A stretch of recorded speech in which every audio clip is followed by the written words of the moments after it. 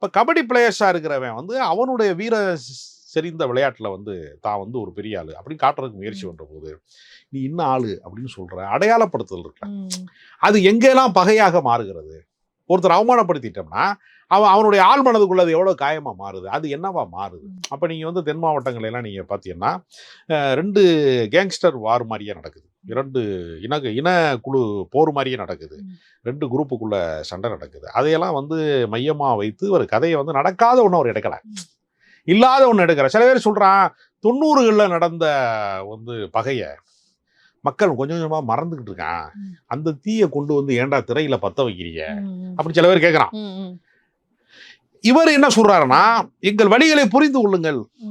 இப்ப நீங்க சாதாரணமா ஒரு ஏர்போர்ட்ல வந்து ஒருத்தர் வந்து போறாரு. நீங்க சொல்றது கரெக்டே. வழிகளை புரிந்து கொள்ளுங்கள் அப்படின்னா உங்க வழி வந்து ஓகே, நீங்க வாழை மாதிரி ஒரு திரைப்படம் எடுக்கிறீங்க, அதுல வந்து ஒரு வாழ்வியல் சார்ந்து இருக்கு, அவன் ஒரு சின்ன பையன் அவனோட கண்ணோட்டத்துல இருக்கு, ஓகே.